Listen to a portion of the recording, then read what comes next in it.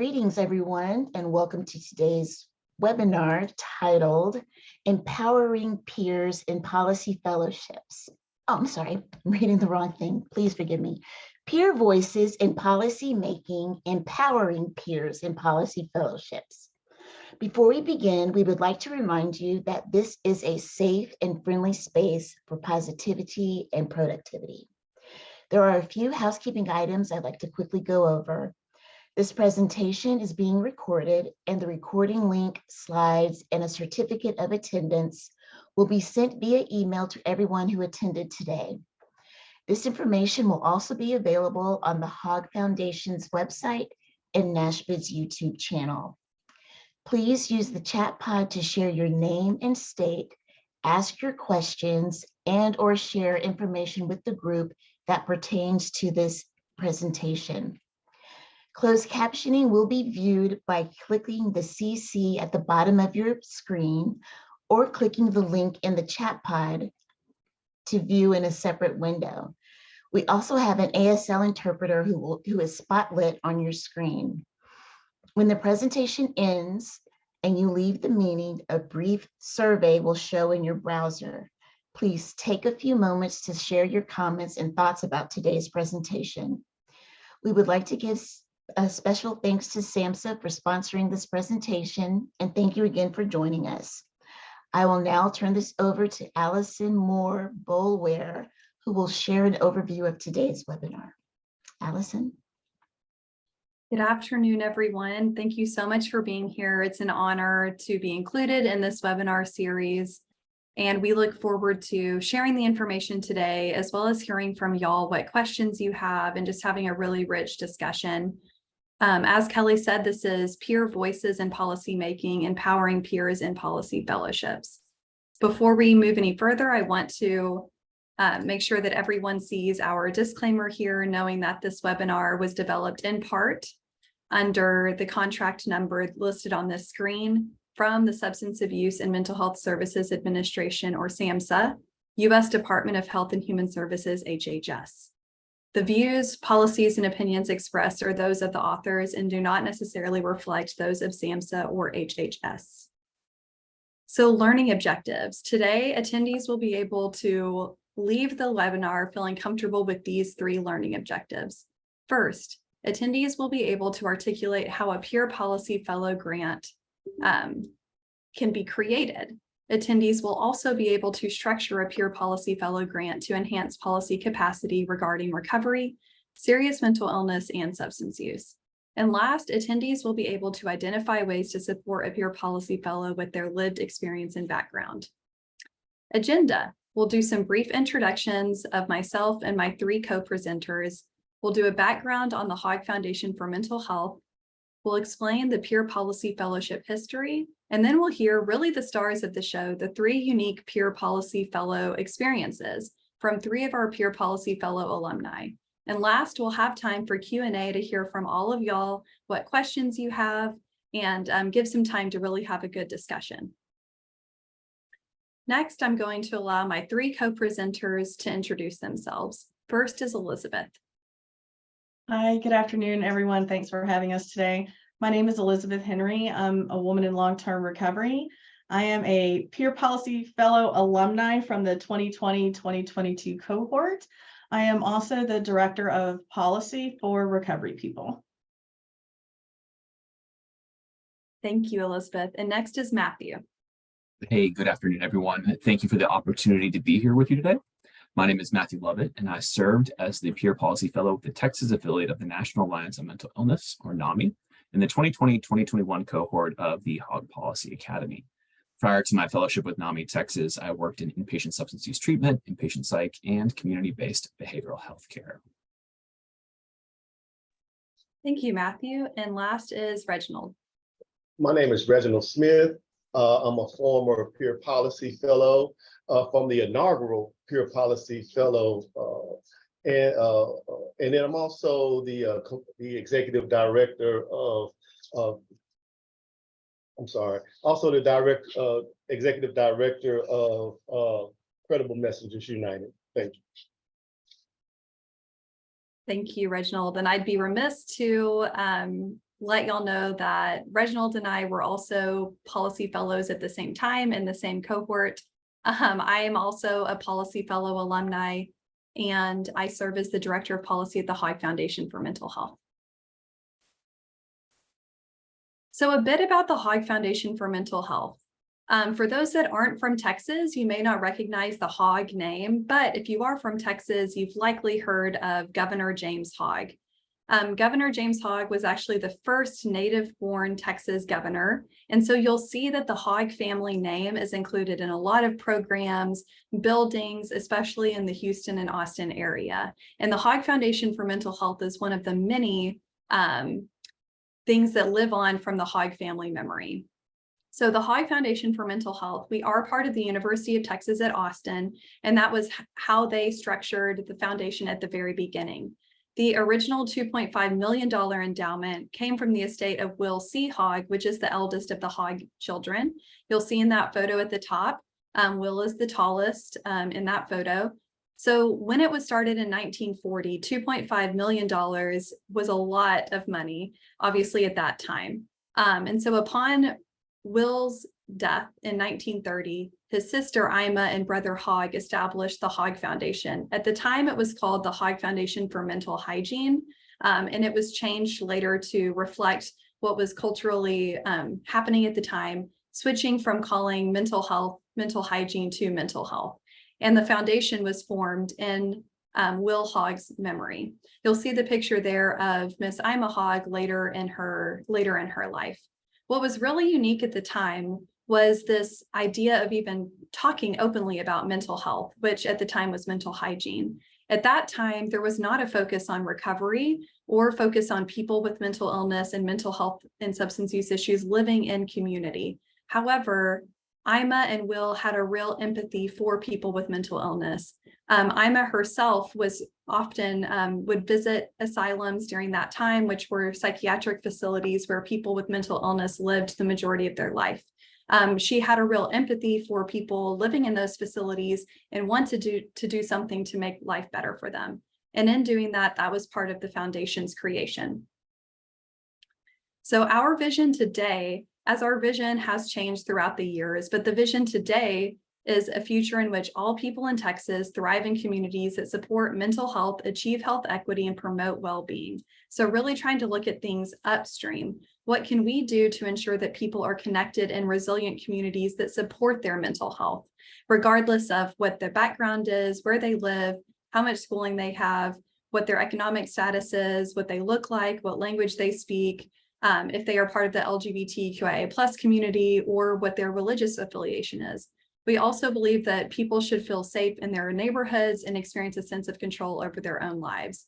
And we acknowledge that a broad array of institutions, programs, and services are designed with mental health and well-being in mind.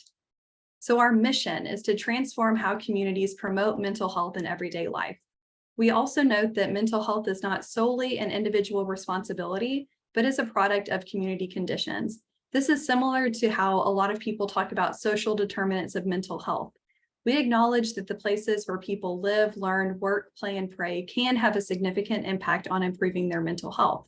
And we acknowledge that some mental health conditions are worsened by medical or clinical barriers. One example of this in our state is the lack of mental health professionals. Further, we acknowledge that many poor outcomes stem from challenging environmental factors like access to housing, neighborhoods, parks, as well as other conditions like home, work, school, and further conditions that aren't mentioned here, but things like food security, climate, and other things that we know all have an impact on people's mental health and well-being. We also acknowledge that mental health is a concept that should be promoted beyond the walls of health clinics, which is the traditional way of talking about mental health and well-being, and instead integrated into our everyday life. We also acknowledge that community members, leaders, and professionals should understand the importance of mental health and the factors that influence it. Throughout my time in doing this work, I have noticed a huge shift, both nationally and in Texas. The majority of people that are in leadership positions do acknowledge the importance of mental health. And our hope is that that knowledge and that work will only continue to grow. We also acknowledge that children should be supported by their families, teachers, peers, counselors, and administrators in ways that enhance social connection and resiliency. And last, the foundation takes an inclusive approach through which communities, particularly those that have been historically marginalized or excluded, take an active role in identifying and improving conditions that impact mental health. We acknowledge that this looks different in different areas of the state, but in Texas, there are significant factors that have historically harmed certain communities. So we want to make sure that we have an inclusive approach to ensure that those things can be identified, and hopefully that we can improve conditions that impact those populations' mental health specifically. So what does the structure look like? How do we actually do this work? We do this work through three ways at the foundation. First is grants, which is traditionally how you think of a foundation. That's giving out funds to organizations or institutions of higher education to do work in their communities or in their organizations. We also have strategic learning and evaluation, which we will actually look at some of the evaluation that has been done as an evaluation was done over the Peer Policy Fellow program, and we'll highlight some of those results later in the presentation. And last is policy engagement. This is the area that the majority of my work is in and my team's work is in. And while the majority of our work is not related to grants, we do have two main grant projects. The first is the Hogg Policy Academy, which is a single grant. And then we have 10 grants that are policy fellows and peer policy fellows. So for our policy engagement outside of the grants, this is what our foundation does. First, we educate on policy topics that impact mental health and well-being. That means that we're there to provide research as well as what we're hearing in the community and what we know that people are valuing on the ground related to mental health and well-being. We also inform policy work related to recovery and serious mental illness. That means that if there are policy ideas or policy engagement that is already happening, we try to inform that work of how they can be better related to recovery and better focus on recovery. We also work with legislative offices, state agencies, and advocacy stakeholders, really trying to be a resource to them, whether it's providing policy analysis, technical assistance, giving them research, looking things up for them, explaining context, and really serving as a co-convener for a lot of different advocacy stakeholders. We serve on a number of coalitions, advisory groups, and work groups, and that's also another way that we influence policy. We convene and facilitate policy conversations. So examples of this are when there might not be consensus on a controversial topic, or if we know that a lot of different people are working on a policy topic, we'll try to bring those people together to help facilitate a policy conversation in the hope that there can be consensus as well as a strategic way of moving forward in a policy conversation. We also provide policy technical assistance to our grant partners. So people that we fund through a grant, we allow them to reach out to us if they need technical assistance related to policy work. This is a newer task within our policy unit, but our hope is that this will continue to grow as we learn what our grant partners need and how we can best assist them. And then last is publishing policy materials. So some of our materials include this guide, the Mental Health Guide to Systems and Services in Texas. This is available on our website, which is listed there. And what's really unique about this item is that we go through every state agency that receives mental health or substance use disorder funding, which in Texas is many state agencies. We detail what the current state and federal policy concerns are, as well as the budget for the state agencies. And really, this is aimed at being a resource for advocates, legislators, and state agency staff. We have no direct benefit from the guide. We do not sell it, nor does it benefit a specific group. So our hope is that people will see this as a resource without any bias and be able to use it as an educational material. Other materials, that we have are our policy priorities, which are recommendations that provide context for Texas policymakers as they work to strengthen mental health and substance use supports. We also have our legislative session summary, which we are working on right now as we are finishing up a Texas legislative session.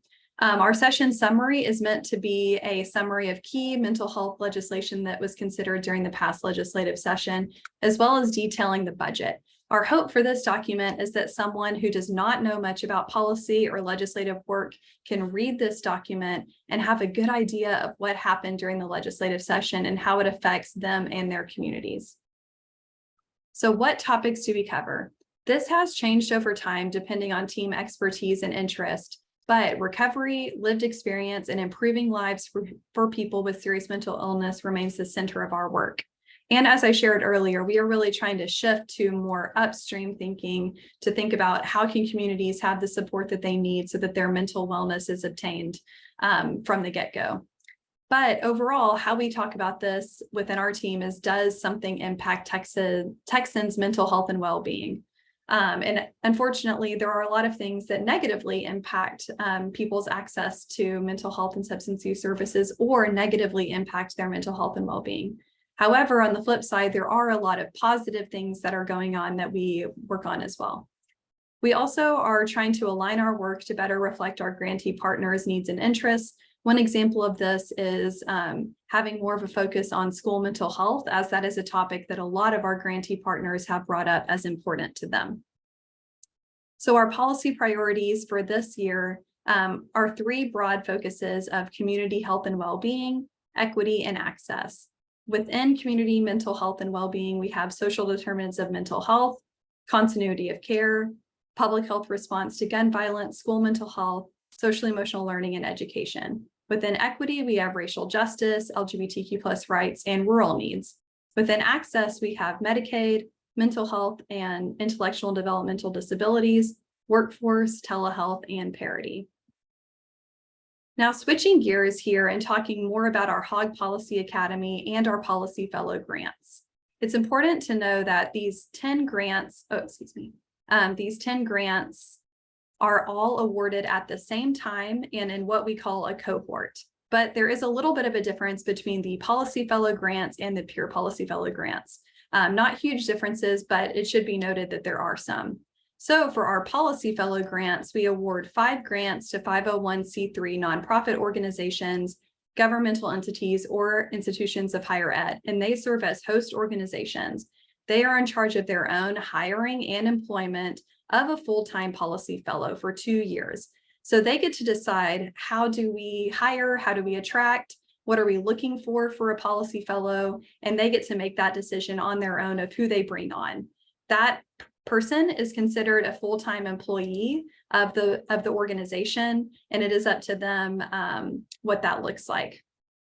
The stipulations for this grant is that the fellow does have to be a recent graduate of a graduate program in health, policy, law, social work, or other relevant fields within the previous 18 months.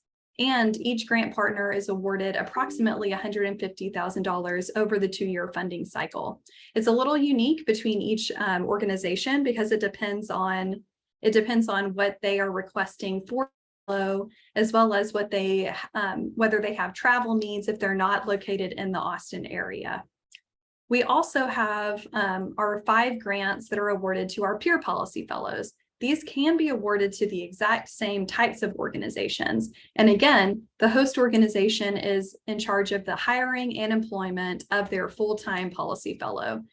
For the peer policy fellow, though, there is a stipulation that they must have lived experience and that is deemed equivalent to a graduate degree. So while they don't have to have a graduate degree, there are many peer policy fellows who have. Either they came into the program with one or they're currently in the process of getting one. And again, the funding is the same here for the Peer Policy Fellow and the Policy Fellow grant, $150,000 approximately over the 2-year funding cycle. And it's important to know that each of them must have a mentor that either works within the organization or that they contract with an external mentor to serve as a mentor for the Policy Fellow or the Peer Policy Fellow. Now for the Policy Academy, this is one grant that is awarded to a 501c3 nonprofit or governmental entity or institute of higher ed. And what this grant is specifically for is to plan, coordinate, facilitate, and evaluate the Hogg Policy Academy. So all of the policy fellows participate in the Policy Academy. These are monthly meetings that are focused on the professional training and the building of the capacity of the fellow. Both the fellow and both the fellow and the mentor attend the Policy Academy. This grant can receive approximately $350,000 over the 2-year funding cycle.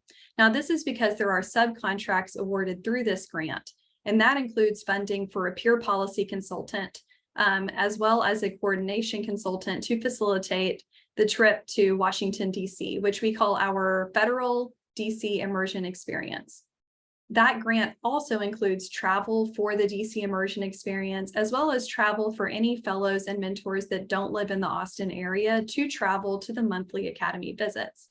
Further, we have program evaluation, speaker stipends, and all of the site visits are supported through this coordination grant.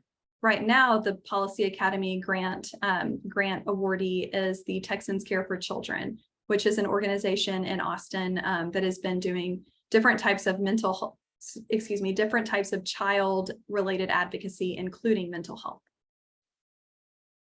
So again, I've already gone over some of this, but just to make sure we're very clear on the difference between the two, the Hogg Policy Fellow grants, this was the original grant program. It was created in 2010. It had 5 graduate level fellows that had to be within 18 months of graduation from a graduate program, and they must participate in the Hogg Policy Academy.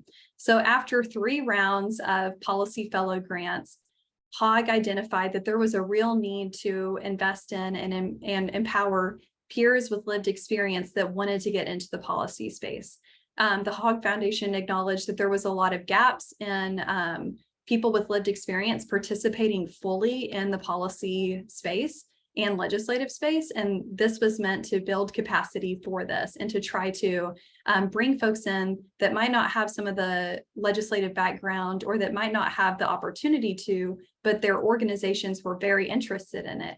And again, wanted to lift up lived experience and show that that was just as important as having a bachelor's degree and a master's degree. So for the Peer Policy Fellow, there is no education requirement. But again, as we shared, there are many that did have bachelor's and master's degrees.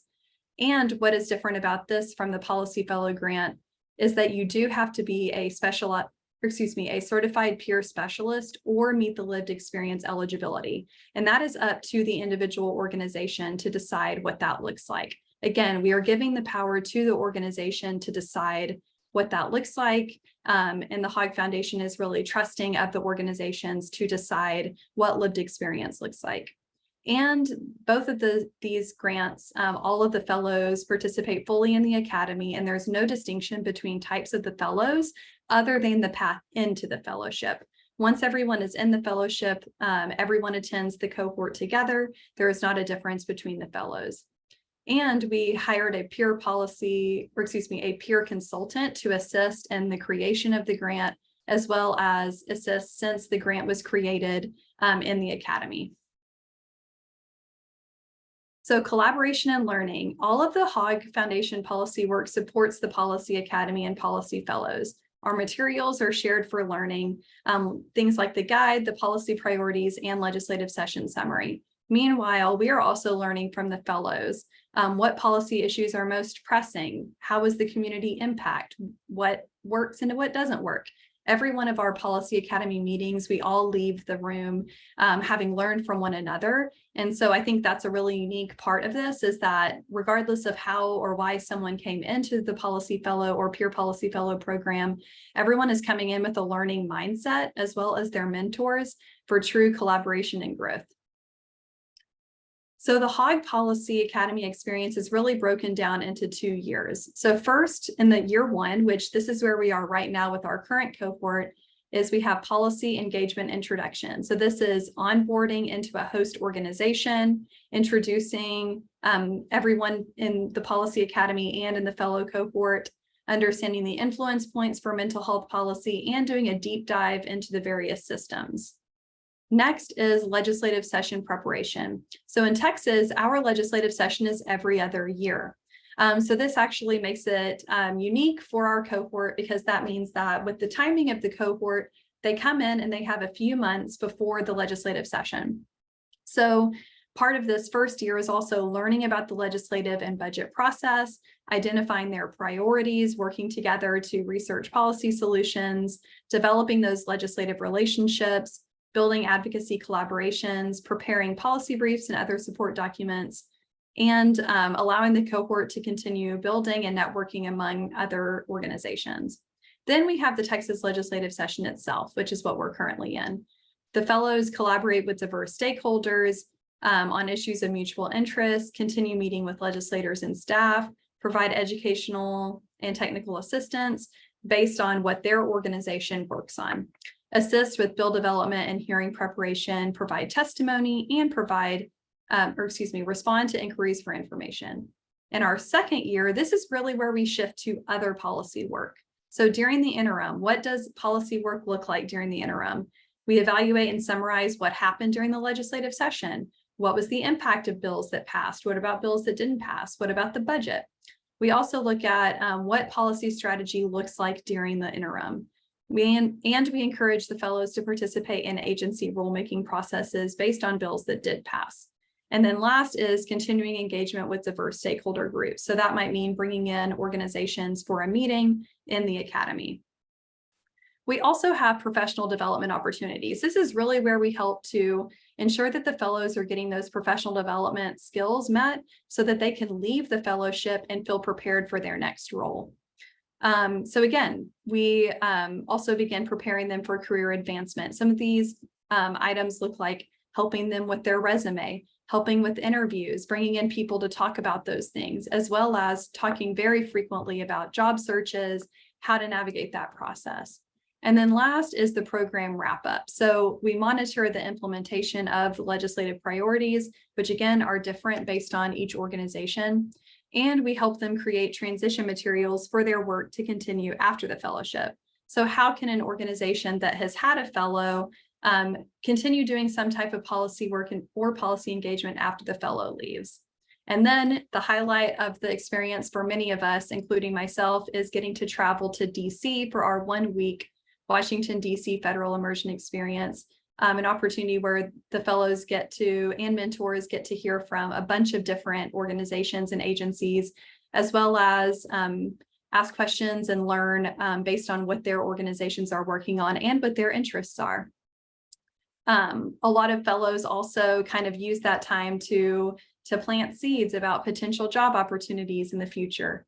And last is identifying ways for the policy fellows and host organizations to stay engaged and connected. And this is one of the strongest things about the policy fellow and peer policy fellow experience is that a lot of us remain closely connected. We'll go through some of the evaluation later, but just know that this is one of the strongest points is that both through informal and formal connections, the policy fellows, as well as the organizations that they have been placed in, remain strongly engaged within the mental health and substance use space and with one another, as well as with the Hogg Foundation. All right, I'm almost done, and then we'll get to hear from our 3 alumni. But first, I wanted to make sure that we had a substantive list of some examples of our previous peer policy fellowship organizations. So we have Prosumers International, which is focused on recovery and peer support, Coalition of Texans with Disabilities, which does disability justice, as well as intellectual and developmental disabilities and mental health, Recovery People, which works on substance use and recovery, Penitence Grace, which works on juvenile justice and transition age youth, Grassroots Leadership, which focuses on criminal justice and recovery, Texas Harm Reduction Alliance, which focuses on substance use and recovery, the National Alliance on Mental Illness, or NAMI Texas, which focuses on serious mental illness and recovery, the Texas Criminal Justice Coalition, now called the Texas Center for Justice and Equity, focuses on peer support, criminal justice, and juvenile justice. Texans Standing Tall focuses on substance use and recovery, and Communities for Recovery focuses on peer support and recovery. So the goals of the Peer Policy Fellow grant is to first empower the organization to work in the policy space, however that looks for them. And that's a really important part of this. We have some organizations that are grassroots on the ground, engaging with members from across the state. Other organizations are local and working more within the regional space. We want to make sure that organizations are empowered to work in the policy space in the best way for them. And the fellow is intended to be fully embedded in the organization. The fellow is not an intern. The fellow is not seen as someone who is a contract position. It is really meant to be fully embedded in the organization and in their internal work. The mentor is to support the fellow's professional growth while honoring their lived experience. What's really unique about this is that we have several mentors right now in our cohort that are previous policy fellows or peer policy fellows themselves. So this is a really unique place, so that the mentor is really meant to understand and support the fellow, as well as honoring their lived experience, which we know is a unique space, especially in and around the Texas Capitol. Supporting the fellow as they navigate the policy field. In Texas, this work can be very challenging. And so it's very important that that support is there so that the fellow can feel supported no matter what is going on in Texas politics. Empower the fellow to use their voice in their organization and beyond to support recovery. We have some strong examples that are coming up soon that y'all will be able to hear from about this specifically. And empower the fellow to use their lived experience to offer authentic policy guidance related to recovery, serious mental illness, and substance use. I want to share that this is one of, I think, the most profound parts of this work. I have a background in social work and I don't have that lived experience. And there are times where I have thought an idea that I had was great, a policy idea. And then someone brought up an example of how this could actually be very harmful, or this could have unintended consequences based on their lived experience. And this is an example of how being in this cohort together is really helpful for everyone to learn how to better view unintended consequences of policy work. All right, so that's enough for me. I know everyone is excited to hear from our Peer Policy Fellow alumni.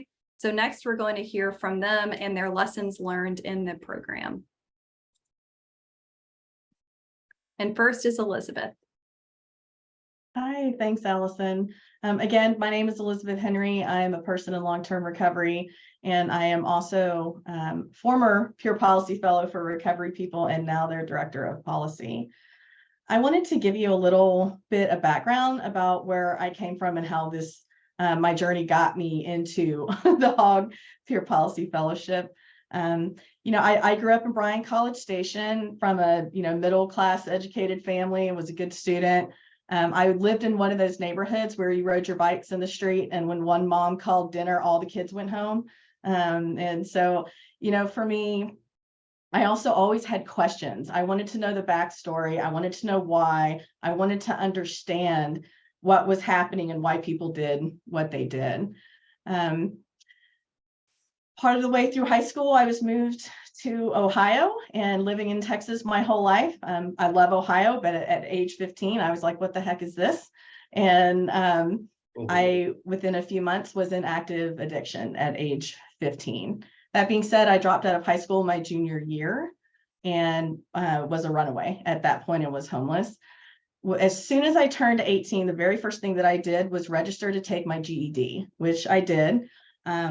And I scored in the 97th percentile on that exam. So it gave me hope that I could still go to college. And right immediately after that, I registered to take my ACTs, which I did and scored really well on those as well. However, I still didn't enroll in college. My addiction just took me down a different path. At 23, I finally did enroll in college. I enrolled at Kent State University. I was a biology major with a chem minor. I'm a science geek. I still am today. But as my college career was progressing, so was my substance use. And with about 15 hours left of my degree, I dropped out of college and did not go back for quite some time. But there were a lot of other side effects that came with living that lifestyle for as long as I did. There were significant employment gaps. It was very hard for me to keep a job. And, on top of that, with those employment gaps and now an education gap, there are skill sets that people learn over the course of their 20s and 30s out in the world that I was delayed on, I was behind in. These were not experiences that I was having. So I entered recovery in November of 2011 at 36 years old. Newly sober, I was still very unemployable and was, on top of trying to learn how to live life without substances, I was still searching for where I belonged. And also professionally, what did I want to do when I grew up, and trying to figure out what that would look like. And at this point, with my college transcripts looking the way that they did, which was pretty bad, I'm trying to figure out if, again, if education was even an option for me. With all of that said, in 2017, I did complete an associate's degree at Austin Community College in Human Services. And I am one of those fellows that Allison was talking about that did not have a master's degree.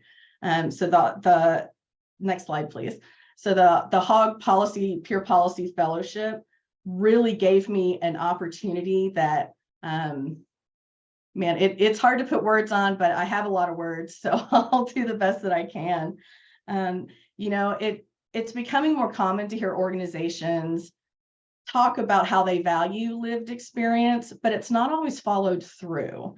They may have people with lived experience on a panel or as part of their staff, but they're not always given a voice that really impacts change or program development and implementation. With my organization, Recovery People, and the Hogg Foundation for Mental Health, they make good on those statements, and they have provided a platform for those voices of lived experiences to be heard. So after I completed my associate's degree for human services, I began working towards finishing my 4,000 hours as a licensed chemical dependency counselor. And it was during that experience, getting all of those hours, that it became very obvious to me I did not want to work in direct service. That was not a fit for me. And again, back to the table, searching again for where I fit. I knew I wanted to work in recovery, but I could not really put words on what that was going to look like or what that was. But through the process of getting my internship hours, I saw firsthand how disconnected and siloed our systems are. And to no fault of anyone's, this is how our systems are. And I would see people seeking services and be denied either due to cost, lack of insurance, or be put on a 4-month wait list. And, you know, it also unfortunately gave me some firsthand experiences into the corruption that exists between our providers as well. And as a person in recovery, this is a really hard thing to accept, to see something like this. I became active in our local recovery-oriented system of care.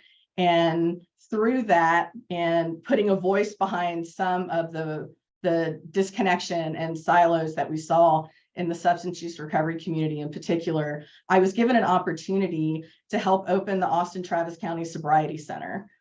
And that opportunity took me out of direct service and put me in a position where I could work on a more organizational level. And it was through that experience that I started to see where some of these places were broken and where people still wanted to work together, but yet we had these barriers. And after that, when I left the sobering center, I went to work for Recovery People.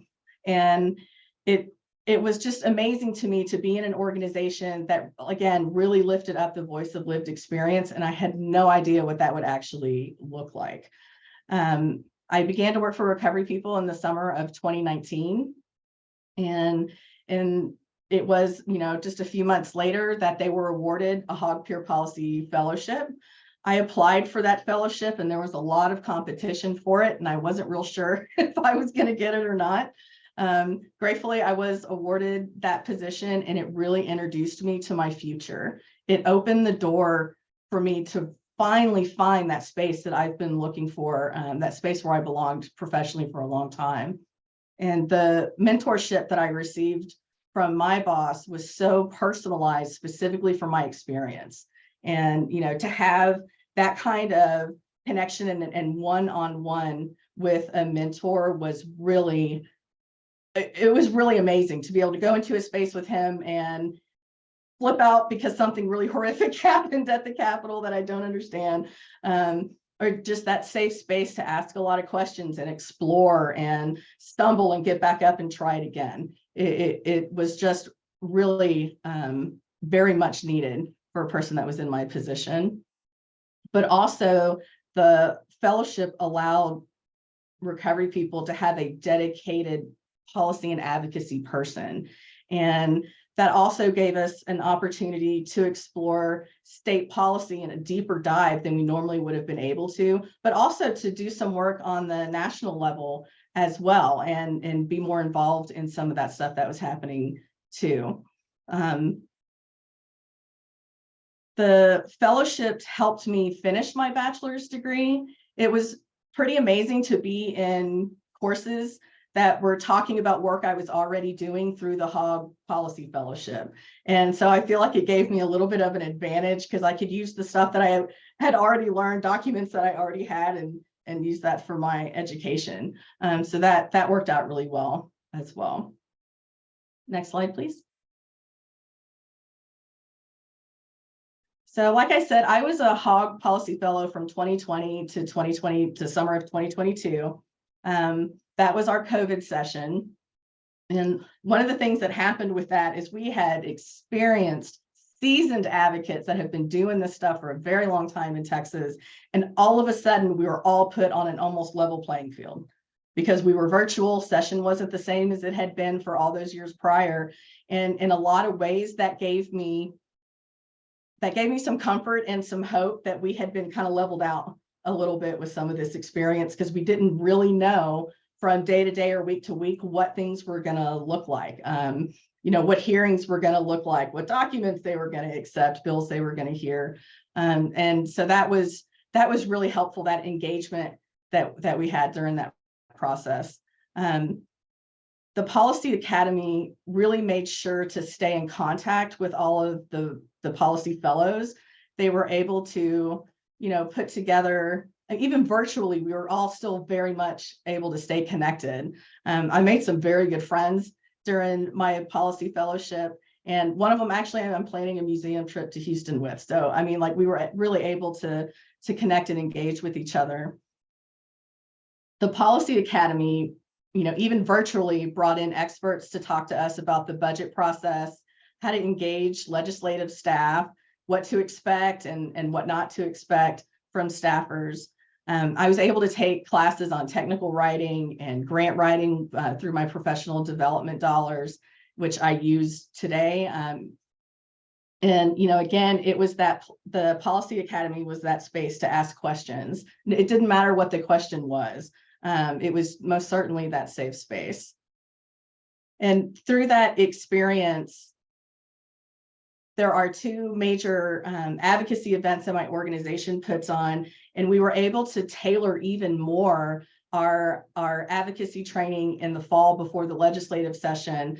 We were able to tailor that more around what the community was asking for, what input advocates that don't know the lingo and the jargon in their way around the Capitol, like what are these things that our community is wanting to know?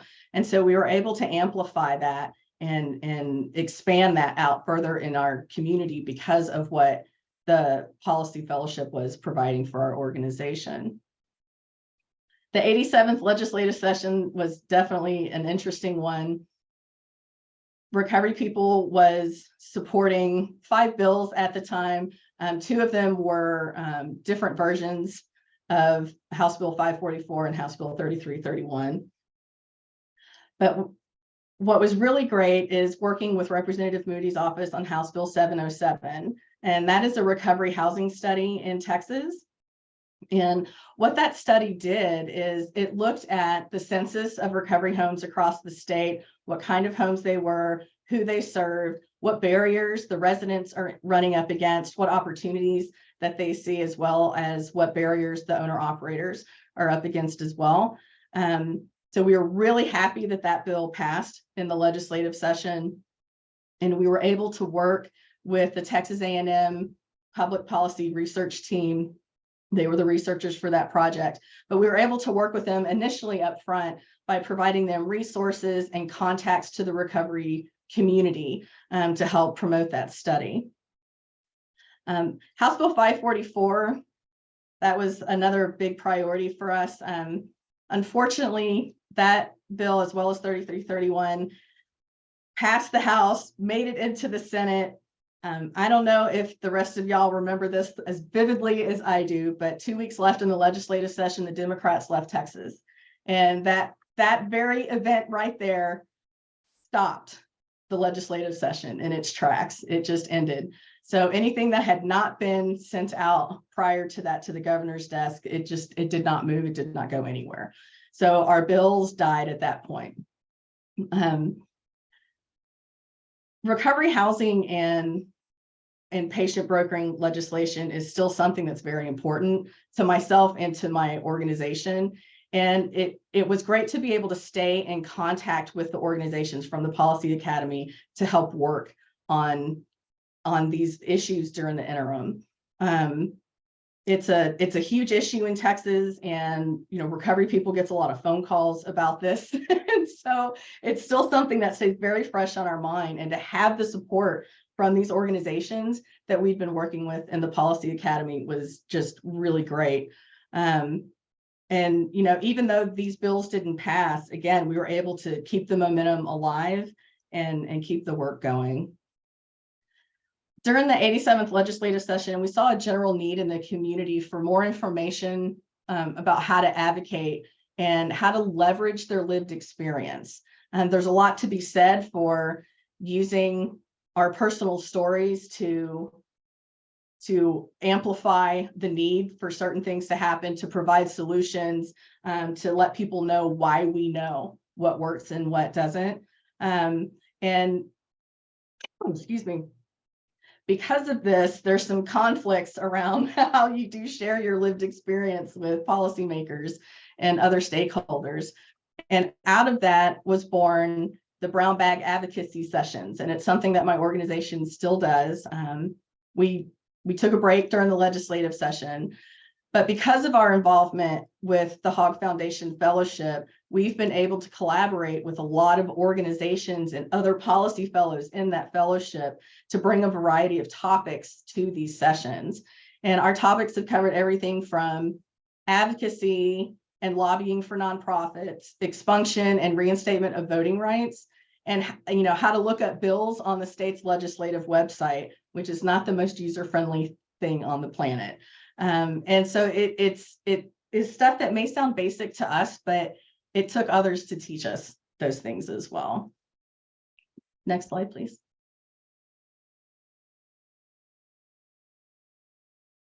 So through the interim and the 88th session, we worked to keep the momentum going for recovery-oriented policy. And I was able to apply the skills that I learned to strengthen relationships with state agency policymakers and stakeholders through that interim process, just keeping them updated on what's happening and making sure to stay a resource for them. We hear a lot about listening to understand, and part of my fellowship experience was really honing that skill. What are people saying? What are they not saying? What are their barriers and limitations? Some organizational policies and rules can be barriers for other stakeholders that we're trying to communicate with, as well as politics play into almost everything too, right? So looking for that and understanding, what they can and can't say, and trying to help be a voice for them. Things aren't always what they seem in policy, and the Hogg Academy also helped teach me that I can be in the weeds and look up at the bigger picture at the same time. And it's a skill set that I'm definitely still working on. It's easy to get lost in one rabbit trail or the other, but that really has helped me understand strategy and what are other things that are influencing bills, what are other things that are influencing policy. Does my organization have the capital to spend on these things, right? And what do we want this to look like? And it's helped me to navigate through situations when I don't have all the information and there are a lot of unknowns. And still, I don't know why I thought this legislative session I would have more information and there would be less unknowns. They were just different. There was still a lot of unknowns and needed a lot more information. It was just different. I'm still collaborating with members from my last cohort. Last fall, I wrote 2 exceptional item requests for our budget for health and human services with one of those organizations. And throughout this legislative session, those same connections and those same organizations continuously have shown up to help support us in the policy realm. And that is a direct result of the Hogg Foundation Policy Fellowship. It's also provided us an opportunity to expand involvement in coalitions. We've been able to take a more active role, for example, in the Texas Coalition for Healthy Minds. And I was asked to co-chair the SUD work group after that chair stepped into another work group. And we've been able to really focus in and hone in our efforts on different policies and our driving policies. Those connections have continued to grow and have become a huge resource for my advocacy current day. These are people now that I call and say, what was that? I actually got a call from one of them today asking me that question. I'm like, I don't know, you've done this for 30 years. But again, things are different and they change so rapidly. It puts us all in the same space together. As a result of all of these things, all of these last years and working with the Hogg Foundation and building these relationships and these experiences, we were able to help support the passage of House Bill 299, which establishes voluntary accreditation for recovery housing. It carves out recovery housing from group homes, boarding homes, licensed nursing facilities, and stuff like that. And it also links state funding to accredited recovery housing.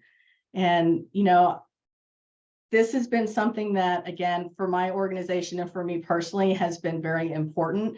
And we get a lot of calls about things that happen in some of these environments. And so to have the kind of support that we had from our cohort and from other organizations and coalitions has really been a game changer with this. We also supported another version of the patient brokering bill, House Bill 248.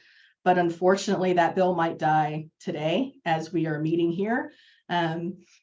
Technically, yesterday should have been the last day for bills, but the Senate suspended all their rules and is doing who knows what today. So we'll just have to see what happens at the end of the day. And I'm already speaking with another fellow about developing documents this summer around using the voice of lived experience and how to communicate that in an efficient and effective way. So I really want to thank the Hogg Foundation for the opportunity to be a peer policy fellow and for lifting up those voices of lived experience. It has been a game changer for my organization and for me. And for someone with a path like mine, this kind of opportunity does not come along more than once in a lifetime. And being a fellow has introduced me to a pathway that I didn't even know was possible, let alone accessible. And it has helped me learn how to use my experience to benefit others in recovery and their families. So again, thank you for this opportunity, and that's all I got.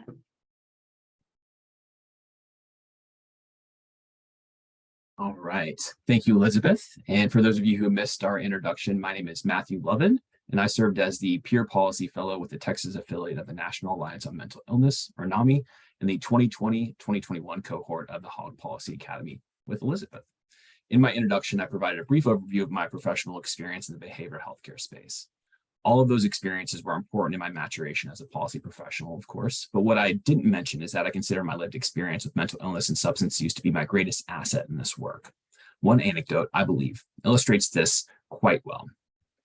During my senior year in college, I had pretty much given up on school. I would collect the syllabus on the first day in class, then more or less wouldn't return until the midterm or final.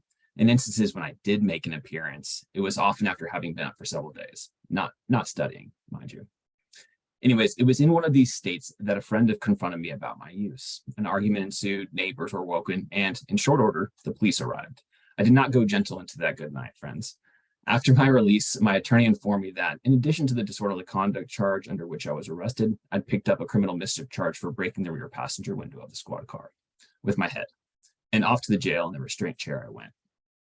In hindsight, it's easy to see that my uninhibited use of drugs and alcohol was my way of managing some serious anxiety, likely born of a few traumatic experiences early in life.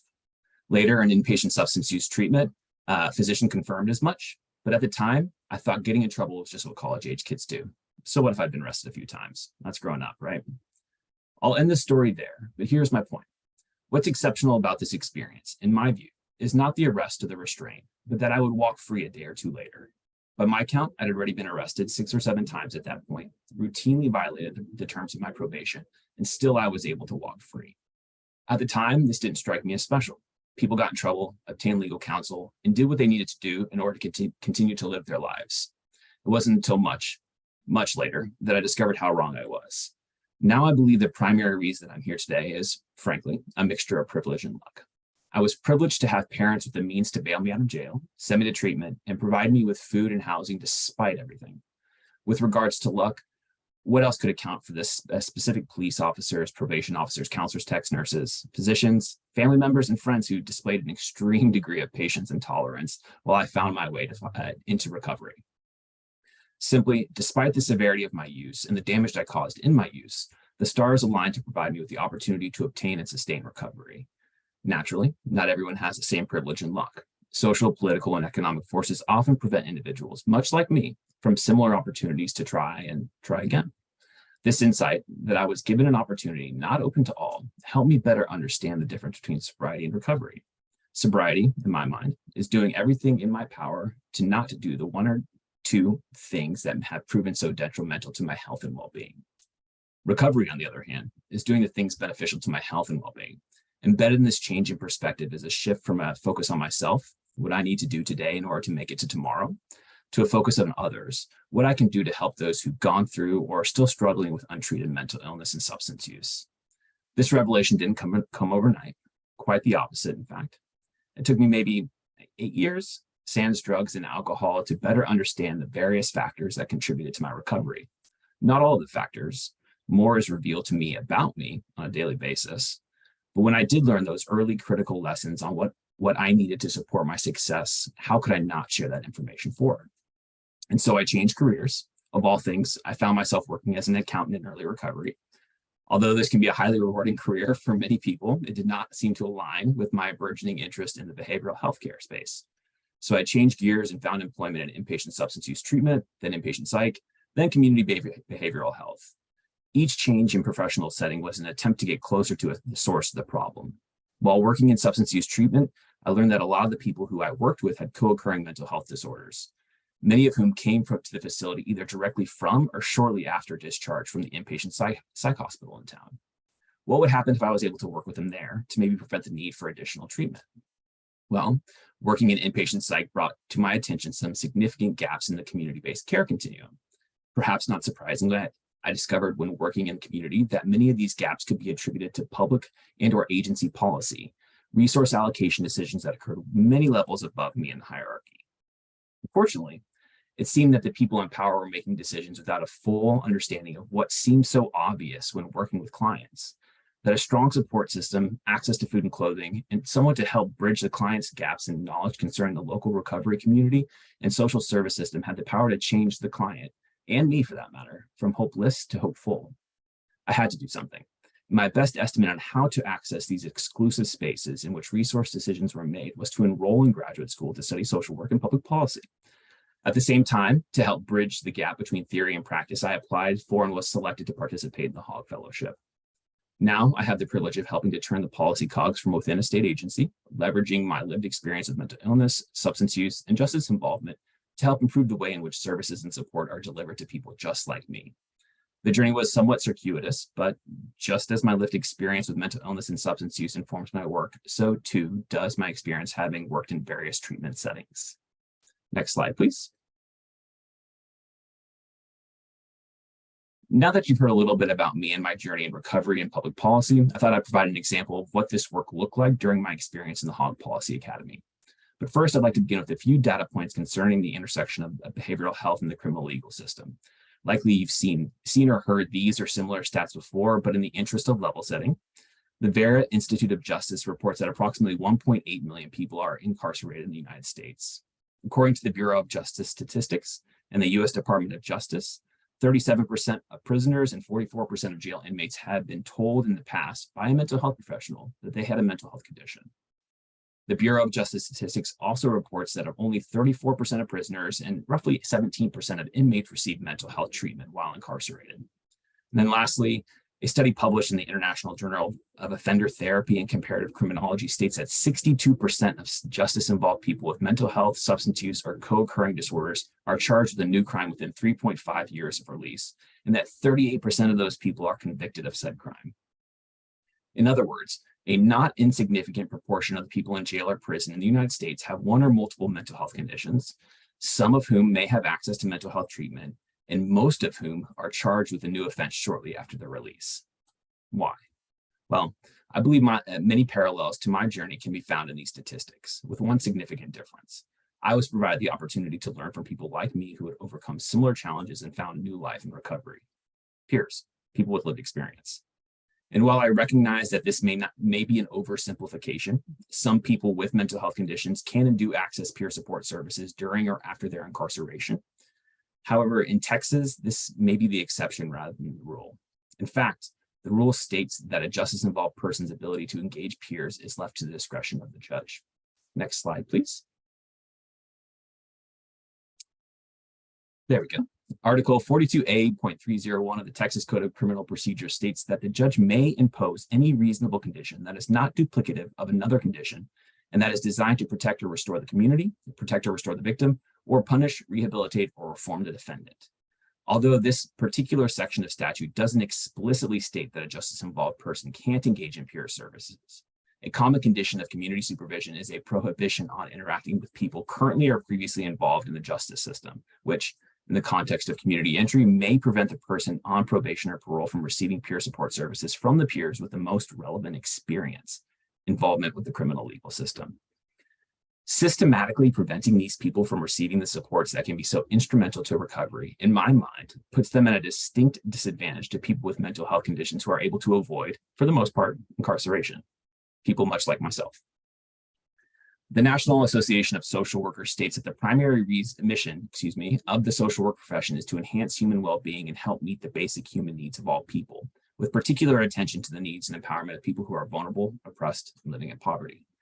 I believe the statistics provided in the last slide demonstrate that justice-involved people with behavioral health conditions fall squarely within this priority population, and therefore, we generally, and social workers specifically, must focus our efforts to correct systemic imbalances that contribute to the overrepresentation of people with behavioral health conditions in the justice system, the barriers they face in accessing behavioral health services and supports in jail and prison, and the heightened risk of recidivism they experience upon their return to the community. Fortunately, one of our state representatives or their staff recognized this opportunity. Next slide, please. During the 87th legislative session in 2021, the session in which I was a member of the Hogg Policy Academy, Representative Alma Allen of Houston filed House Bill 787 to amend statute to specifically address this concern of access to peer support for justice-involved individuals with behavioral health conditions. Her legislation explicitly allowed justice-involved people on community supervision to work with peers as provided by number 2 in the numbered list on the slide shown on your screen. You'll also notice that in numbers 1 and 3 of quote sanctioned activities, the bill allows people on community supervision to support community organizing, and to advocate to the state and local level for the justice system reform. Why is this important? Well, I'm here for a reason, and the more the merrier. Also, if we can go to the next slide, please. One of the primary benefits of peer involvement in the public policy, much like Elizabeth alluded to, is that the value that their experience can have on the development and implementation of policy related to people with behavioral health conditions, regardless of current or previous justice involvement. In other words, the stories peers tell to state and local leaders can have a significant impact on access to services and support essential to recovery. And despite anecdotal information that suggests some policymakers stake their positions on issues well before any issue or bill is brought forward for debate, the quote on your screen, although likely not his own, was related to me by a veteran staffer of one of the most powerful members of the Texas legislature within the first few months of my time in the Hogg Policy Academy. The implication being that even the most compelling data to support your position, when in opposition to theirs, legislators, is likely to have minimal impact. However, as the staffer made clear, stories of lived experience can change hearts and minds, and this is where peers may have the greatest impact on the process of policy development and implementation.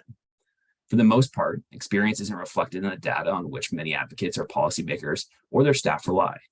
They may see high rates of recidivism for people with behavioral health condition and think it is a product of some moral or spiritual defect in the person. However, when that person stands or sits before the people with authority to act rules or dictate how people access services and describes any number of barriers they experienced, for example, challenges associated with obtaining a state ID that is required to work or for housing, limited public transportation options to get to work, a mental health clinic, or interestingly, a probation or parole appointment. In these instances, there is an opportunity to shift others' beliefs and perspectives. And now to circle back to House Bill 787 concerning access to peer services for people on community supervision, I don't believe it's any coincidence that that piece of legislation, after receiving the outspoken support of many formerly justice-involved people with mental health conditions, including myself, made it all the way to the governor's desk.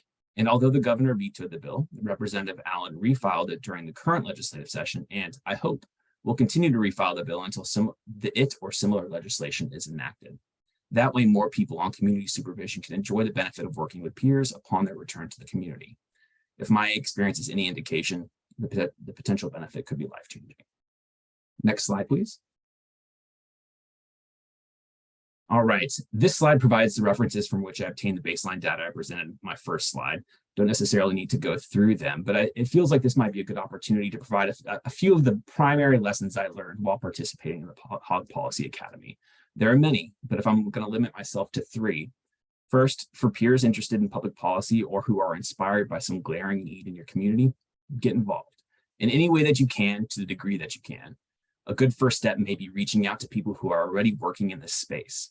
An interesting story, when I was working in community behavioral health as a peer and exploring opportunities to enter the policy space, I connected with Elizabeth who preceded me this afternoon at a local ROSC meeting, recovery-oriented systems of care meeting. And she referred me to a person who was, at the time, participating in the Hogg Policy Academy. I met with this gentleman who, interestingly, was also working with Reginald, our next presenter, and they both encouraged me to apply for the Hogg cohort. If you're not quite ready to connect those dots or unsure how to do so, perhaps tune into a couple committee hearings in which issues or bills of interest are discussed. Assuming the public is provided the opportunity to testify, you'll likely be able to identify a few advocates who can provide insight in how to get involved or, at a minimum, stay abreast of current policy happenings. All you need is a name, preferably organization, and a LinkedIn account in your mail. My second lesson learned was that once involved, to tune into city council or state or federal legislative committee hearings and listen, even to seemingly unrelated hearings or debates. And this mirrors a lesson learned by Elizabeth as well. As an aspiring policy professional, I always came with an opinion on how to improve the behavioral health or criminal justice system. I was all too willing to share those opinions with policymakers, their staff, or other members of the advocacy community in hopes that doing so would bring us closer to achieving a policy goal. However, in doing so, it was easy to miss a concern shared by the person or people to whom I was speaking, or even more telling, in my experience, their nonverbal communication. A distracted look at the cell phone can indicate an opportunity to improve my approach or messaging. This isn't always the case, of course, but I found that during legislative outreach, it was easy to put on my blinders and steamroll through conversations. However, when I consciously chose to listen, especially to people with whom I disagreed, I was better able to pick up on their underlying concerns, consider how I may incorporate solutions to their concerns into my position, or worst case, be prepared for the next advocacy opportunity, having some prior knowledge of their perspective on a particular issue. My last best lesson learned during the Hogg Policy Fellowship may be that effective advocates or policy professionals don't necessarily need to fit within a single box. Some are super outspoken, amazing public speakers who can motivate a crowd, diffuse tension, or clearly and concisely address a legislator's impromptu questions. Others, including myself, have skills that, although maybe less forward-facing, can support the development and implementation of good policy. For example, I mentioned starting my career in accounting. When I changed careers, I thought I would never have to open an Excel spreadsheet again. Little did I know that my work as an accountant would place me in an excellent position to understand and analyze data, budgets, and other ways in which to assess program efficacy. I'm aware that this sounds less intriguing, that working on policies that provide this or that new cutting-edge service or benefit, improve upon existing services or benefits, or if we're playing defense, poking holes in policy proposals that may be detrimental to our cause. However, we can pass all the great policies in the world, but if there's no money to back them up, then it might all be for naught. And in Texas, as I'm sure is the case in many other states, we have what are called budget riders that direct state agencies on how to spend money allocated to them or what they must do after having spent their allocation, such as submitting a report on the funded program's outputs and outcomes. Advocating for more or less money and or the inclusion of budget riders is a sneaky way to influence public policy, especially because the budget and budget processes can be so incredibly complex. Point being, If you have a hard time envisioning yourself leading a rally outside the Capitol building, testifying for or against any piece of legislation, or educating the general public on your position, don't be discouraged. I suppose this lesson learned also applies to organizations interested in establishing a program like the Hogg Policy Academy. It takes all kinds to turn the gears of public policy, so consider people with novel or seemingly unrelated skill sets. You may be surprised. To recap briefly, the best lessons learned during the Hogg Policy for me were to get involved ASAP, listen more than I speak, and to lean into my skills and strengths. Thank you. Thank you, Matthew, and good afternoon. It's an honor to be with you today. My name is Reggie Smith, and I'm the Executive Director of Credible Messengers United in Houston. Credible Messengers' mission is to serve justice-involved youth with effective services and programs, and our goal is to help them address trauma, their behaviors, and to reach their full potential. We, just like Matthew was just talking about, a lot of times with these interventions, especially peer support, we always face a lot of challenges and barriers in this work. And it's not unique to peer support. But we address these barriers at CMU through outreach and advocacy. Next slide. So a little bit about myself. I came to this work, after cycling in and out of prison for almost 15 years. I'm what you call maybe a triple peer because I had justice involvement, I had substance use and mental health conditions.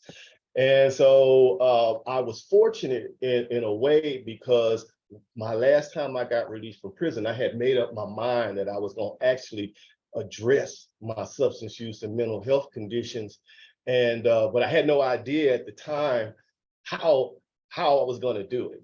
So I started out through the traditional means, through AA and things of that nature. And I had a sponsor, but then I was fortunate enough because I was in recovery. I was able to go back to school, and I ended up at the University of Texas, which was a total surprise to me and everybody else that knew me. But I ended up at UT in the social work school. And UT had a unique program at the time called the Center for Students in Recovery. And, being a non-traditional student, that Center for Students in Recovery is what really introduced me to peer support, and also what introduced me to like safe spaces and a place where I could come and learn terms like lived experience. I didn't know what any of that stuff was, but I was like, I got that. And so anyway, it was through working with other people with similar lived experiences that I was able to graduate from the University of Texas, which is a feat in and of itself. And right after that, it seems like the executive director of Communities for Recovery, Robin Payton, came up to me one day. We were at a filming of the Generations People. And she asked me she said that she was going to apply for a grant. She didn't know if she was going to get it, but it was for a peer policy fellow. She told me a little bit about it. Honestly, at the time, I was at UT. I had just graduated from UT. I did the commencement speech for my class at the social work school. People were coming to me, with all kinds of opportunities. And, at that point, I just really didn't know how to even, proceed. But I guess we make plans and God laughs, because about 6 months later, Robin came right back to me and said, well, I got the grant, and I want you to apply for it. So I was like, oh, I got to apply for the job. So yeah, I applied, and unfortunately, I was selected. But that my experience at Communities for Recovery was the first time that I had ever seen a place that was so open and welcoming. And it was just a safe space where folks that had justice involvement, mental health, substance abuse, they could just come and hang out. If they wanted to get peer support, they could get it. If they didn't want to, okay, maybe whenever you're ready, you can get it. So it was a great place, and Robin had worked in the field for so many years that I really benefited from all her experience. But it was the things that she wanted me to do that really kind of drove me, or really gave me the most challenges, that I see today are helping me the most. And one of those things was I had to work on a coalition, or actually a stakeholders group, and basically facilitate that stakeholders group. And I had never facilitated anything in my life. So that was one huge thing that I learned, that, you know, I'm passing down to my mentee now, my Hogg policy fellow, and he's spearheading a stakeholder group here, a provider group here. So Communities for Recovery, that whole experience as a peer policy fellow there demystified the legislative process. I mean, you're talking about to a guy that's, you know, spent almost 20 years in institutions, and I come from the most urban area in Texas, the 3rd Ward of Houston, Texas. So, you know, the only thing I knew about the legislature was that, you know, that's not some place I'm trying to go. However, the policy, one of the great things about this peer policy fellowship is that you kind of get dropped right off into it. And so, you know, it was exposed me to so many things, and you know, how the actual policies work how that process works in Texas and everything. And again, you know, I'm a kid from the streets, you know, so it was really an eye opener to me, and I was like to myself, wow, all of these years, you know, I never knew anything about that. But the whole time I was at Communities for Recovery, I was thinking about all the people that I know that don't have absolutely any idea about this legislative process, or, you know, how policy is made and developed, and, you know, and how things happen in, you know, through the legislative process. Well, after I left Communities for Recovery, even before I left, I had, you know, people coming to me again, you know, hey, we have this opportunity here. And fortunately, a gentleman named Doug Smith came up to me and asked me that I want to work with him at Texas Criminal Justice Coalition. And Doug has, you know, an esteemed career working in the legislature. He was a staffer at one point. And so I was like, hey, man, if you think that I can do this, but he told me, he said, say, I saw you work in this legislative session, and you can do this work. So in a matter of a few years, I went from being a prisoner to a policy analyst. So you go figure that. So that really helped me learn the mechanics and you know, of policy. I was already a good networker because just my, you know, living the way that I have lived, I've always had to be able to talk to people, and, you know, it probably wasn't the most positive conversations, but you know, I wasn't an introverted person. You know, I'm very extrovert. Anybody that knows me knows that. And so that helped me in that way. And so I did very well, and I thrived at TCJC. And then, but you know, the whole process up to then, I was introduced to peer support. Then I was actually able to work on the peer support bill, and because of the legislation that got passed in the '86 legislative session, and with the implementation of the Health and Human Services peer unit, I went to the Health and Human Services at the Texas Health and Human Services, and in my next job, where I was the team lead at the peer unit. So, you know, I've gone from not knowing anything about legislation, nothing about peer support, to a job where I'm, you know, just doing policy work every day, all day, to another job where I'm not so much doing policy work, but I'm trying to implement these policies. And so that was a great education as well.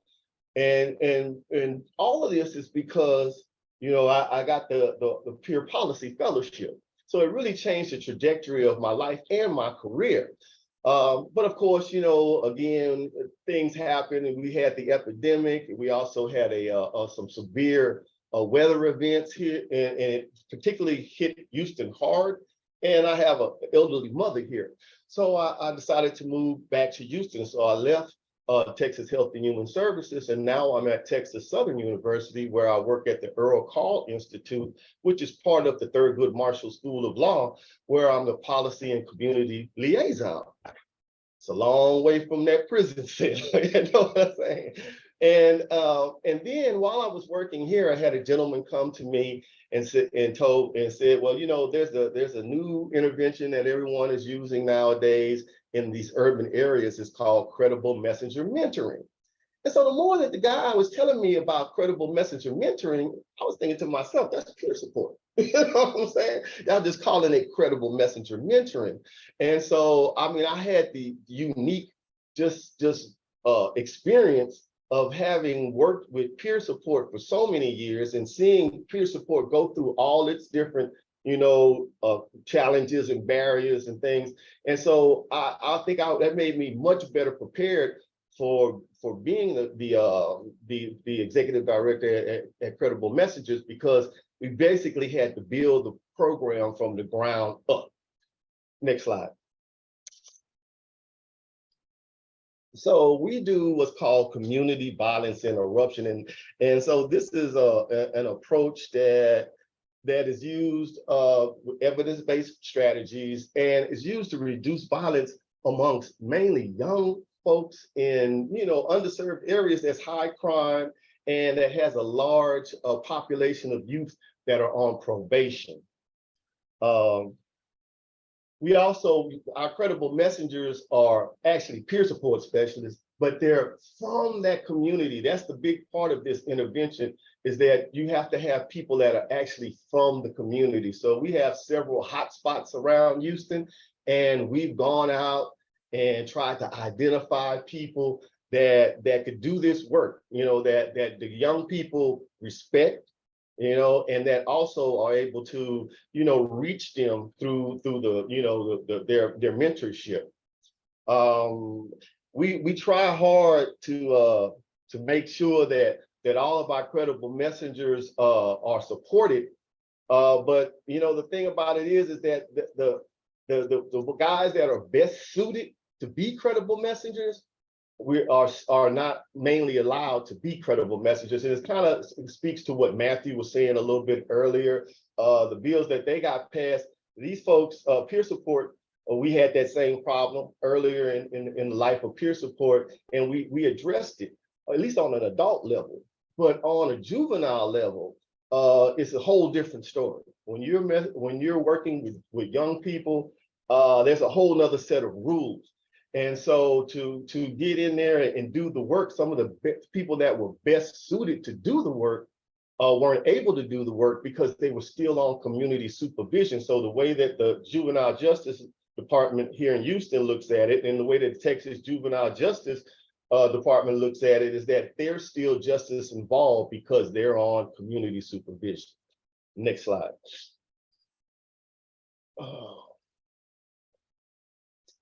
So what we had to do first was, this is Texas, and we understand the you know, the political environment here in Texas, and so we wanted to start researching and looking and seeing, you know, how much support that we could get from Republicans in trying to you know, work to advance credible messenger mentoring here in the state of Texas. And what we found is that about 60% of, nationally at least, 60% of Republicans were not opposed to, you know, utilizing folks that were leaders in the community to address you know, violence in those communities. And so once we did that, we started trying to build a strategy of how we could approach lawmakers about allowing us or changing the law in such a way where people that were still on community service, still doing community service, could become credible messenger mentors. So next slide. So we began first doing outreach in the community because we knew that we were going to have a coalition of people that could help us, you know, bring this issue first to our local state representatives and then to the general legislature. And so we wanted to expand this peer workforce, but we found ourselves having to overcome barriers that honestly I thought we had already overcome. So we found, I guess, a partner in the Harris County Juvenile Probation Department, because they came to us and said, hey, we would really like this to change. We understand that folks that are on community supervision are sometimes they're the best suited folks to do this job. And so, well, while they were willing to support us locally, you know, we still wasn't really able to get them to like sign letters of support that we could take to legislators.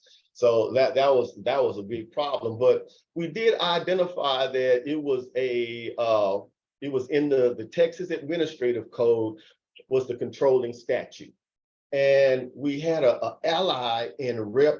Carl Sherman, who, you know, for many years, even after I was a peer policy fellow, I have kept in contact with him because he is a real strong advocate for the justice involved community. And he's constantly at different events that we hold around the state. So he suggested that we work with one of his staffers. And so our policy fellow and that staffer got together and researched the law. This gave our policy fellow an opportunity to learn a lot from the staffer and to learn a lot about researching policy. And so they researched it and they found out that there had been a change, some kind of administrative change had occurred that went into effect in January of this year. And so we reached back out to the probation department and here in Houston, and they said, okay, well, yeah, we've been following that, but you know, we're still getting the same results. You know, even with the change that was made in the previous policy, it wasn't a change that really changed anything as far as getting people to work with the youth that was still on community supervision. That was the problem right there.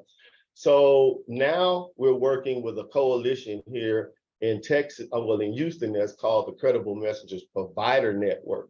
And we're trying to pool all of those resources together so that in the next legislative session, we can have our policy proposal ready, and hopefully we can get the statute changed so that folks that are still on community supervision can do this work. But, you know, again, like I said, when we started Credible Messengers United, there was no kind of advocacy work was being done. And so the first thing that when we got a policy fellow that we did was we developed a legislative advocacy training. So we would go out to other organizations and train them. And this took everything that I learned from being a policy fellow at the Hogg and what I learned at TCJC and, you know, what I picked up along the way, and we put it into a training. And Denard Pearson, our peer policy fellow, and myself went to different organizations around Houston and taught legislative advocacy. And at the same time, Denard didn't really know it, but he was learning before that. This was before we even went into the session. And so that was the way that he started to learn about the process before we even really started getting into the meat of the session. So next slide, please. So I guess some thoughts that really came to me about this whole peer policy fellow thing is that I remember when I was a policy fellow, my mentor, Robin Payton, used to always, you know, connect me to other people and taught me the importance of networking, because she was telling me that, you know, in this work that we do, relationships are everything. And I tried to pass that on to Denard and helped him with his networking skills. But I also, what I learned from Robin was that, you know, you really need to think about what your next job is going to be. You know, okay, this is a grant, and you got a couple of years on this grant, and, you know, if we can keep you, we will. But, you know, you really need to start looking around. And so what I have done from the very beginning with Denard, our peer policy fellow, is, you know, try to find out what his interests were and where does he want to go with this. You know, and it's been a great experience for me just to see him learn and to see, I mean, because, you know, we had to learn how to set up meetings and how to do agendas and things that many people just take for granted. And I'll be honest with you, I did too, until I started actually doing this work and seeing how important that was. And y'all have to just understand that we're talking about folks that, don't have a whole lot of academic backgrounds. I have a degree, but that doesn't, that my lived experience trumps my social work degree, because I'm here to tell you, they don't teach you nothing in social work school that when you really hit the road out here, you learn from experience. And so I've been able to pass a lot of that on to Denard. But and I have him, really trying to focus on what part does he want to play in this work. And it's because there's so many opportunities and so many things to do. But it was this Hogg Foundation of Peer Policy Fellowship that really started me on this trajectory, because when I graduated from college, I had a social work degree, but I really didn't know what I was going to do with it. So the Hogg Foundation and this policy fellowship really gave me a chance to see the possibilities and what the options were. And so I hope that that Denard is enjoying this program as much as I am. And I'm trying to pass down to him as much stuff as I can. But it's just this unique opportunity that nobody else gives you. I have to take my hat off to the Hogg Foundation for even coming up with this idea. And it's just changed the life of so many people. They just have 3 of us on here today, but there's a whole bunch of us out there, and we still stay in contact. We're a real tight crew, no matter if it's the same cohort or not, because I've had the privilege to be a mentor, co-mentor with Doug when we had a peer policy fellow at TCJC, and now I'm the mentor of Denard at CMU. So I've had many opportunities to be on both sides of this policy fellowship.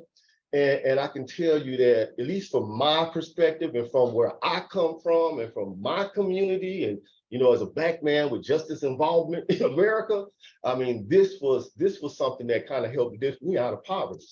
So I really appreciate the opportunity to speak to you today.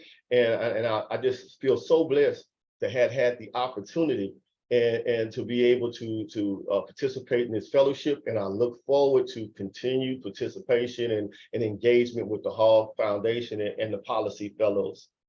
Thank you. All right, well, it's a tough act to follow, those 3 stories and unique perspectives from Reggie, Matthew, and Elizabeth. I'd love to give them some kudos in the chat and some little emoji clapping. Excuse me. I'm just going to wrap us up before we have time for Q&A.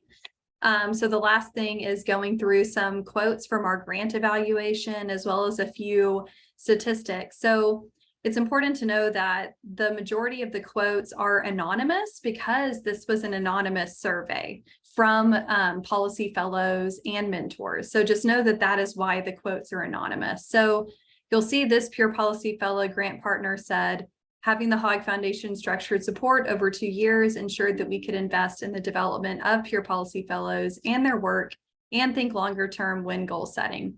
This is critical to sustainable transformation in the field of mental health and substance use policy. So again, not just for those 2 years that the organization has the grant, but the hope is that it would build capacity both for the fellow, the mentor, and for the organization to stay engaged in policy work in some capacity. So this is from Texans Care for Children, which is our grant, our Hogg Policy Academy grant partner.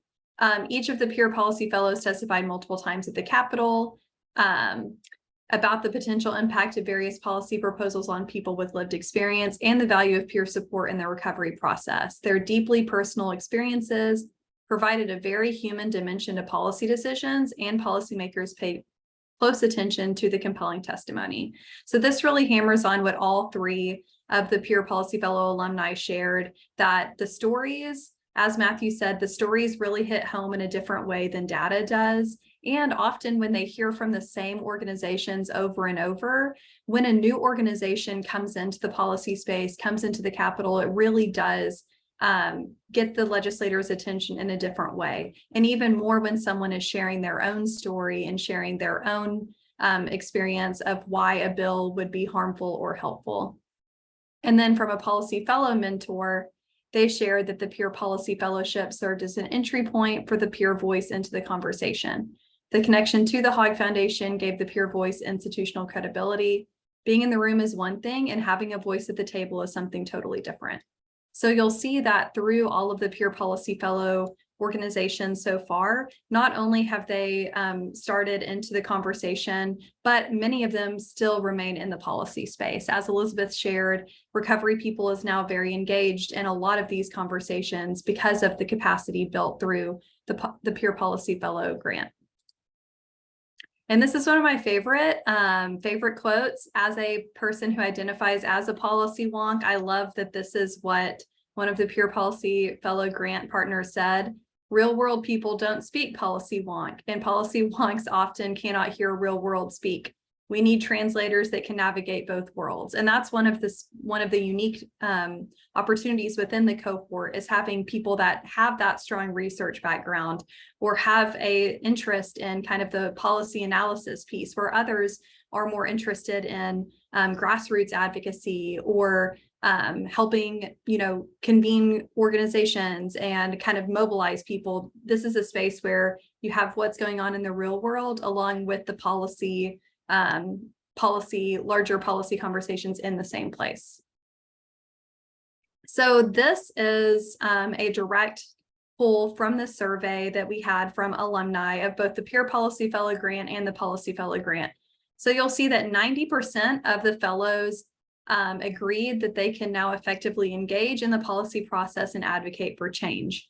And this is really unique, and Reggie hit on this, is that 89% of alumni are still involved in mental health or substance use policy engagement. It might look in different capacities. Some work for state agencies, some work for nonprofits or other types of organizations. But the fact that we have 89% still involved in some capacity is really telling that not only is this building interest and building capacity, but it's building lifelong career changes and lifelong skills and interest. And then last is one of my favorite statistics is that 100% of organizations agree that the program increased collaboration and strengthened the network of mental health advocates. As we all know, this work cannot be done alone, and it's really great to see that this was identified by 100% of alumni, that this academy really leads to working together and enhanced collaboration amongst different organizations. So when we look at knowledge, we'll see here a difference between people at the beginning of the program and at the end. So for knowledge, at the beginning, 73% of fellows reported that they felt slightly or not at all knowledgeable about public policy and mental health advocacy. And after completing the program, 84% said that they are now extremely or very knowledgeable. And you'll see those numbers there. And then as far as skills, at the beginning of the program, 83% of fellows said that they were not at all or only slightly skilled at mental health policy and advocacy. And after the program, 80% reported being very or extremely skilled. So you'll see there that really the 2 years in the cohort and 2 years in the fellowship really grew both the knowledge and the skills of all of the fellows.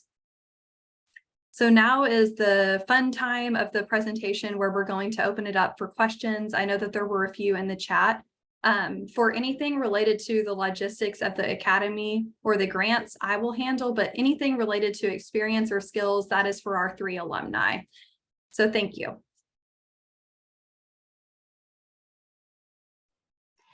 Thanks, Allison. We do have a few great questions. Let me just ask those for you.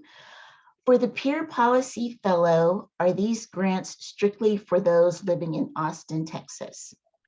So that's a great question. The majority of our grantee partners are living in the Austin area. However, we are trying to make some changes so that we can have more organizations outside of Austin. In this cohort, we have 3 organizations that are not in the Austin area.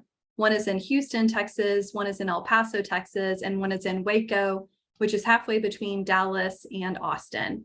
Now, there are different logistical needs, of course, that come up with those organizations, including the need for additional travel funds, as well as flexibility with the majority of events being in Austin and with the majority of the legislative session activities relating in Austin. However, our hope is to continue to have organizations outside of the Austin area, because we know that in Texas, that is a big equity piece as well, is organizations not being close to Austin, not having the same voice as organizations that are in the area. Great, thank you. Do you do any training on mental health, civil rights, or which category does that fit in? As of right now, that is not a part of the curriculum for the academy, but we have different speakers who come to share their expertise, and we have had one of our fellows has been placed at Disability Rights Texas, which has a strong mental health civil rights piece. But I appreciate that question because it's making me think of something that we could use in the future. Great. How do you choose the organizations that receive the grant for a policy fellow? Sure. So similar to the typical grant process, we do have an RFP process, which is a request for proposal. So we've done different things to try to make sure that organizations in different parts of the state hear about the programs, because we know often it's people in the Austin area. But we're looking for ways in the future to ensure that that can get out to different communities that might not know about the program. But it is a more traditional grant process where we have internal to the Hogg Foundation, we have a committee of different staff that are not all in the policy unit to ensure that we have that we remove some bias if we know people, as well as ensuring that there are different voices heard. But I mean, we look at their proposals, look at what their goals are. We weigh a bunch of different factors when we're making decisions, but a big part of our decision making is if they're part of a historically excluded group, or if we really see that there is a potential for the organization to speak up on an issue that isn't often spoken up on, or if maybe it's an intersection that we don't see often at the Capitol. Okay, thank you. How concerned is anyone with the hearsay clause in SB 43 currently running through the Senate in California, sponsored by Senator Eggman? We are all from Texas, and so I'll speak that I don't know what that bill is. I am not aware of it. So I apologize that I can't speak to that. Sure. Have any policy fellows become politicians or legislators themselves, or been in an election? Not that I know of, but I don't know if the three of y'all want to share if you know of anyone. What I would say to that is that there's a lot of policy fellows that probably would make good politicians, you know, but no, none of that I know of. Not yet. Not yet. Okay. Okay. Has the Hogg Foundation introduced or offered public education for the Texas legislator regarding the value of peer respites and or Soteria House, and or fashion legislation to secure funding for peer respites throughout the state? So that is not an issue that we've weighed in on specifically, but it is something that I'd like to learn more about. So I appreciate the question, but that isn't a policy issue that we've weighed in on as of yet. Okay. How does your organization support people, fellows whose first language isn't English? Is there any linguistic support? I was in Texas last year, and there are so many Spanish speakers, and Presumers has a Spanish speaking department. Yeah, this is a question that we have gotten before, and it's something that we're looking to have more equity with, is things being published in different languages. As of right now, we don't offer formal support for organizations that are trying to do this in Spanish. I don't know if the three of the alumni want to share if their organizations, when they were there, offered something in another language. We developed policy documents, for example, like on the overdose bystander law that passed in the 87th in both Spanish and English. But as far as like trainings or events like that, it's not something we've been able to offer.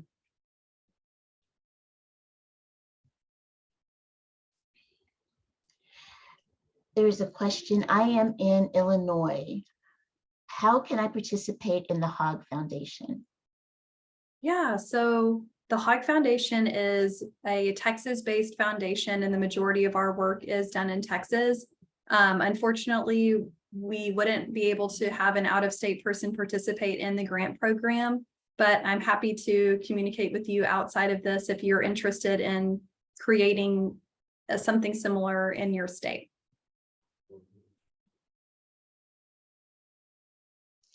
What is the current climate on non-law enforcement response on mental health AOD crisis calls? I'll see if any of the alumni have a response to this first.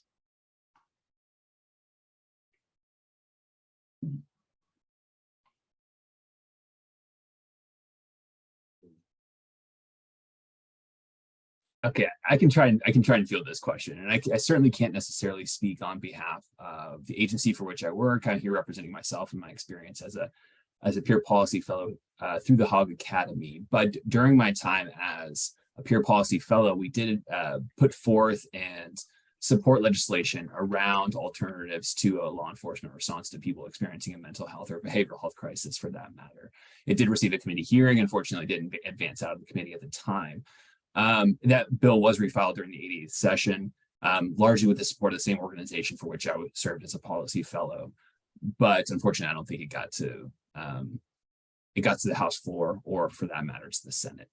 That doesn't necessarily mean there's no interest at the legislature. I think there's a lot of emphasis. And if we look at the General Appropriations Act for the 88th legislature, there is some funding included in the General Appropriations Act that does increase opportunities for local communities to fund and develop alternatives to law enforcement response for people experiencing a behavioral health crisis. However, the legislature's approach typically is leaving that up to the community. They grant funds to certain state agencies, and agencies then subcontract with the community so that they can build those programs for themselves. But there was more money, is what I'm trying to get at, was allocated this legislative session for those kinds of programs if communities are interested in developing alternatives to law enforcement response for behavioral health concerns. Yeah, I know it's been my experience that this is a very localized response and how they do things. I will say though, with the experience that we had at the Washington, D.C. policy immersion trip, it gave us we were at SAMHSA, and the 988 rollout had not happened yet.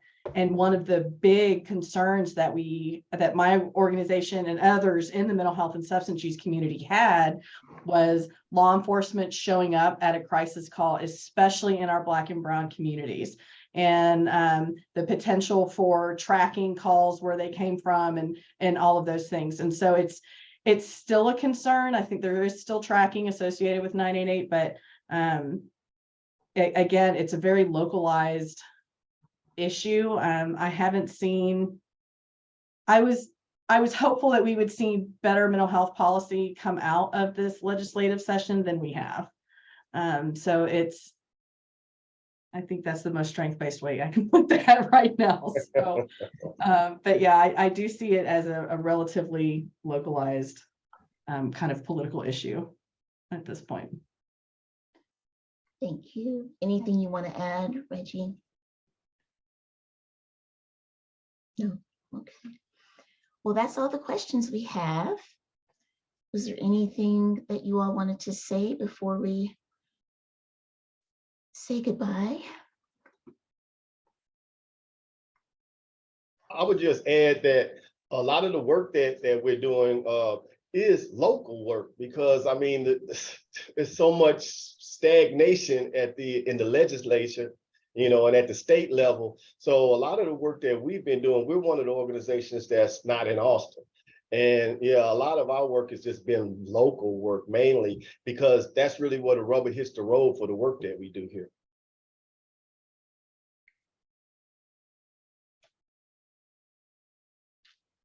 Anyone else? Well, I would like to thank you for a fascinating presentation. Thank you so much, Elizabeth, Matthew, and Reggie, for sharing your stories and your experience as a fellow. And Allison, thank you so much for putting this all together and making this happen. I really appreciate it. There is one more question. Do you all want to take the time to answer? Okay. Are there any counties working on non-LE response? I'm guessing that's non-law enforcement response. I know that some counties are trying to do programs where it is a team, a multidisciplinary team response. There's one in the Dallas area called Right Care that is mental health professional along with, I think, a peer and a plainclothed law enforcement officer. I do not know about non-law enforcement totally. Texas, this would be a tall ask in Texas. I know some counties have mobile crisis outreach teams. In Williamson County, they are a part of emergency services. In Travis County, they are a part of the sheriff's department. So I think it kind of depends on where they're tucked. I know some of the folks on the Williamson County mobile crisis outreach team, a lot of them are peers. I will add just briefly, one of the things that Texas does, and this was mentioned previously in terms of providing local communities the opportunity to establish those programs themselves, is the state of Texas established a matching grant program called the Mental Health Grant for Justice Involved Individuals, which was put into statute through SB 292 from, I think, the 86th legislative session, correct? Is that right? Yeah, 2017. Cool. And so what it does is it provides a bucket of money for Health and Human Services Commission to distribute grants to local communities to develop or expand diversion programs and a number of other things. So outpatient competency restoration or jail-based competency restoration programs and a couple other items.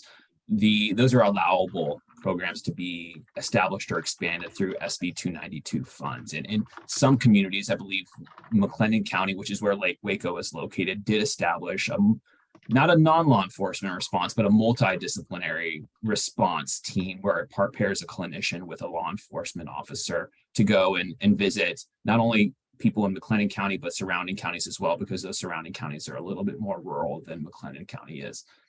And so several counties have taken advantage of that. I don't have an exhaustive list, but I believe there are some matching grant program one-pagers out there that are produced by Texas Health and Human Services Commission that details those programs and outputs and outcomes of those funds that are being allocated by the legislature in here in Texas. Great, thank you. Well, with that, I would like to thank SAMHSA for sponsoring this presentation. And again, thank you all for joining us. Enjoy the rest of your afternoon. Speakers, do you mind just hanging out with us for a little bit? Thank you. Great, and that does conclude today's presentation. Thank you for attending. You may now disconnect.